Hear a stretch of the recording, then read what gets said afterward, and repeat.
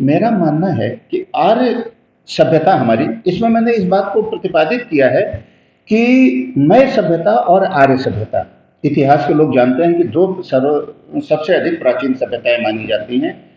कहीं कुछ लोग मय सभ्यता को प्राचीन मानते हैं, कुछ आर्य सभ्यता को प्राचीन मानते हैं। हमने इसमें प्रतिपादित किया है कि वेदों से, उपनिषदों से, पश्चिमी विद्वानों से सबके उद्धरण इसमें दिए हैं, जिनको आप पीएचडी करते टाइम रेफरेंसेस ढूंढते हैं, वो सारे रेफरेंसेस इस पुस्तक में आपको मिलेंगे। तो इसमें मैंने श्रेष्ठ सिद्ध किया है कि हमारी आर्य संस्कृति मय संस्कृति से भी बहुत पुरानी रही है। हमारा ऋग्वेद सबसे प्राचीन ग्रंथ है, उसके पहले का कहीं कोई लिखित कोई चीज मिलती नहीं है। तो ये हमारा ये कहना है अपने युवकों से कि जिस श्रेष्ठ संस्कृति के हम हैं, हम अपनी संस्कृति को भूलकर पश्चिमी संस्कृति में जा रहे हैं। लेकिन कम से कम हम जान तो लें कि हमारी संस्कृति है क्या। हम पश्चिमी संस्कृति के अंधानुकरण में इस तरह से पागल से हो गए हैं कि हम अपनी संस्कृति के बारे में बात ही नहीं करना चाह रहे। मेरा यही प्रयास है कि हम कम से कम अपनी आर्य संस्कृति को जाने, तो कि हमारी संस्कृति सर्वश्रेष्ठ है तो क्यों है। और मैंने इसमें एक चीज और प्रतिपादित की है कि मय सभ्यता से उनका एक ग्रंथ रहा है। हजारों साल पहले मय संस्कृति में एक कबीला हुआ करता था। वहाँ एक पत्थर पे लोग जो है एक काली घिस के उन्होंने एक टीवी की स्क्रीन जैसी बनाई, बड़ा सा पत्थर, और उस पर किसी दूसरे ग्रहों के लोगों से उन्होंने संपर्क किया। ये कई हजार साल पहले की बात है। और उनकी जो एक पुस्तक रही है उस पे अमेरिका ने घोषणा की थी कि स्पेनी लोगों द्वारा मय लोगों की हजारों पुस्तकें जला देने के बावजूद उन सभी की मूल प्रतियां उनके पिरामिडों, मंदिरों और उनकी वेधशालाओं में सुरक्षित हैं। और इस पुस्तक का नाम है, जिसमें ये सब लिखा गया है, द बुक ऑफ गोल्ड। उसमें कहा गया है कि ये सारा का सारा गुप्त सुरंग में सुरक्षित है। ये पुस्तक पाने के बाद ही अमेरिका और रशिया दोनों लोगों ने पुस्तक प्राप्त की है। और आपको जान के बहुत आश्चर्य होगा कि अमेरिका और रशिया चांद पर इसी पुस्तक के आधार पर पहुंचे हैं। इस पुस्तक को इस गुप्त जगह पर रखा है अमेरिका और रशिया ने। इसमें जो भाषा इस्तेमाल की गई आज तक पूरी तरह पढ़ नहीं पाए हैं लोग। तो हमारा कहना है कि हजारों हजारों साल पहले हमारा विज्ञान जिस स्थिति में था, आज तक हम अपनी संस्कृति के उस विज्ञान को प्राप्त नहीं कर पाए हैं। जो चीज़ें हमसे अंग्रेजी शासन में छीनी गई हैं अपनी संस्कृति की, अगर वो सारी चीज़ें हमें फिर से कहीं से मिल जाएं, हम अपनी आर्य संस्कृति को फिर से पहचान लें, तो विज्ञान के क्षेत्र में भी हम बहुत आगे जा सकते हैं।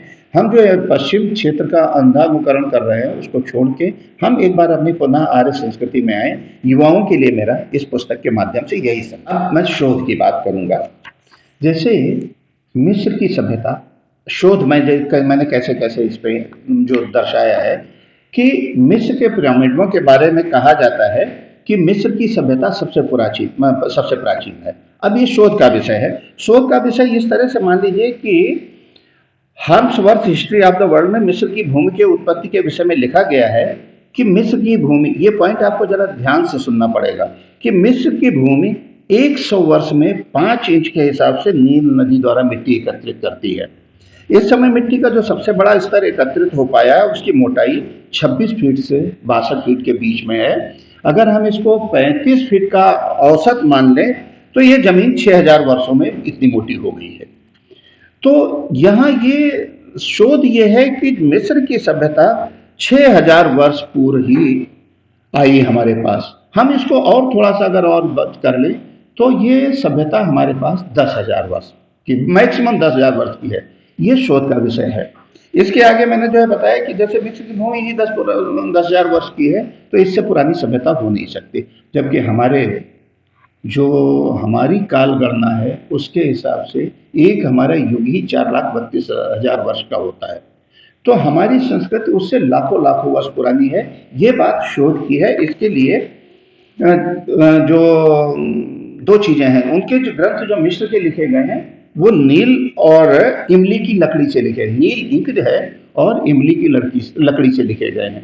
नील भारत में पैदा होता था, अंग्रेजों ने यहाँ पे पैदा किया है, और इसके पहले नील जो है कहीं और होता होगा, लेकिन शुरुआत यहीं से है। और इमली की लकड़ी सिर्फ भारत में पाई जाती, इसीलिए इसको इंडिगो कहते हैं, नील को इंडिगो कहते हैं और इमली को टेमरेंट कहते हैं, जिसका उर्दू में, अरबी में तमरे हिंद भी कहते हैं। तो ये मेरा कहना है कि ये जो यहाँ की सभ्यता है मिस्र की, ये हम बहुत नई सभ्यता है, हमारी आर्य सभ्यता से बहुत नई सभ्यता है। अब इसके लिए जो है, जो जैसे हमने कहते हैं कि मनुष्य, हमारी सभ्यता में मनुष्य शब्द की कल्पना है जो मनु से उत्पन्न हुई है। और मनु जो है, पश्चिमी विद्वानों ने जो है कहा है कि आर्यों और मनुष्य जाति के पूर्व पितामह मनु या मनस, यह मनस जर्मनी का शब्द है, जर्मन भाषा का मनस, और मनु जो है ट्यूटनों के मूल पुरुष समझे जाते हैं। अंग्रेजी का मैन, जर्मन का मन शब्द मनु की तरह उसी तरह से मिलता जुलता है जैसे जर्मन का मेनस मिलता है। It has been remarked by the various authors that in analogy with the man or Manus as father of mankind of Aryans, इन्होंने कहा कि आर्यंस में जैसे मनु है, उसी से मनुष्य की उत्पत्ति हुई है। ये अब धीरे धीरे हमारे सारे पश्चिमी विद्वानों ने भी मान लिया। उनके सारे ग्रंथों के उदाहरण मैंने पेज नंबर सहित इस पुस्तक में दिए हैं। ये हमारी आर्य सभ्यता के बारे में हो गया। दूसरा, आपने एक प्रश्न किया था कि आज का साहित्य, देखिए वो कहते हैं ना कि साहित्य समाज का दर्पण है। जैसा आज का हमारा समाज है वैसा ही साहित्य है। हमारा थोड़ा सा इसमें विचार ये भी है कि हम अगर साहित्य को बदल लें और लोगों को साहित्य से जोड़ दें तो समाज भी हम बदल सकते हैं। तो जैसा साहित्य होता है वैसा ही समाज होता है। आजकल आप देख रहे होंगे, अभी जहाँ फोटोग्राफी आप कर रहे हैं, अभी आप गूगल देखेंगे, गूगल देख रहे होंगे, ढूंढते कुछ हैं, बीच में विज्ञापन ऐसे ऐसे आ जाते हैं जो हमारी संस्कृति को बहुत खराब कर रहे हैं।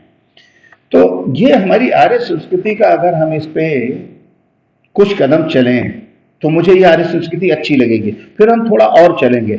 जब हम पूरी तरह से आर्य संस्कृति को अपना लेंगे तो हमारी संस्कृति का उत्थान होना ही होना है और हमारे समाज का भी उत्थान होना है। मेरा इतना ही कहना है। हाँ, अभी थोड़ी देर पहले मैं यही बताने जा रहा था आपको कि शायद हमारे यहाँ वाल्मीकि रामायण, मैंने पहले कहा ना कि मैं पैदा हुआ सीतापुर में और चला गया रामपुर अयोध्या में।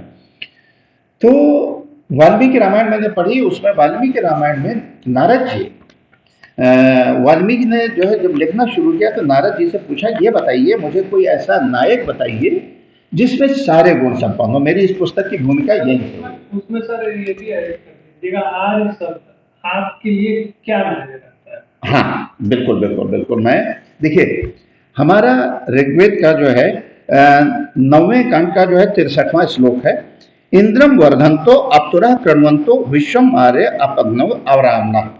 हे परम ऐश्वर्य युक्त आत्मज्ञानी, आत्मशक्ति का विकास करते हुए गतिशील, प्रमाद रहित होकर लालच, आदरशीलता, अनुदारता और ईश्वर से मुक्त होकर समस्त विश्व को आर्य कर दो। तो विश्व जो आर्य की जो परिभाषा है उसमें ये गुण, जिस भी व्यक्ति में ये गुण है, आत्मज्ञानी है, वो ऐश्वर्य युक्त है, उसकी आत्मशक्ति बहुत अच्छी है, गतिशील है, उसमें प्रमाद रहित, आलस्य नहीं है, लालच नहीं है, लोगों का आदर करना जानता है और ईर्ष्या से मुक्त है, वही व्यक्ति आर्य है।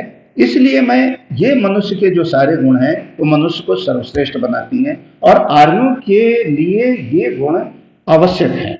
तो मेरा मानना है कि जिन आर्यों में ये गुण हैं तो वो आर्य सर्वश्रेष्ठ हैं। ये रही आर्य की बात। अब आर्य में मेरा मानना है कि आर्य श्रेष्ठ जो मैंने नाम दिया है ये राम के ऊपर क्यों दिया। तो वाल्मीकि रामायण में वाल्मीकि जी पूछते हैं, मुझे एक रामायण वो पहला ग्रंथ है, उन्हीं के मुंह से पहला श्लोक निकला था। तो जब रामायण लिखने के लिए वो बैठे तो उन्होंने नारद जी से पूछा कि कोई भी व्यक्ति ऐसा बताइए, ऐसा नायक बताइए जिसमें आर्यों के समस्त गुण हो। तो नारद जी कहते हैं, इच्छुक वंश प्रभो रामो नाम जनाश्रुता नियत आत्मा महावीर द्वितीय मानधृति मानवशी। कि वाल्मीकि लोगों ने उनका नाम राम के रूप में सुना है, जो इच्छुक के वंश में पैदा हुए हैं, स्थिर स्वभाव वाले, अतुलनीय पराक्रम वाले, आत्म तेजस्वी, स्वयं आज्ञाकारी और इंद्रियों को अपने वश में रखने वाले हैं। अर्थात इनमें आर्यों के सर्वश्रेष्ठ सारे के सारे गुण हैं। ये श्लोक है जिसने मुझे इस पुस्तक का आर्य श्रेष्ठ नाम देने की एक क्या कहेंगे परिकल्पना की। और राम का जीवन आप सब जानते हैं कि मैं एक चीज का उदाहरण देना चाहूँगा। ये चीज़ें राम का जो अयोध्या से गमन है, जब अंतिम समय आया है,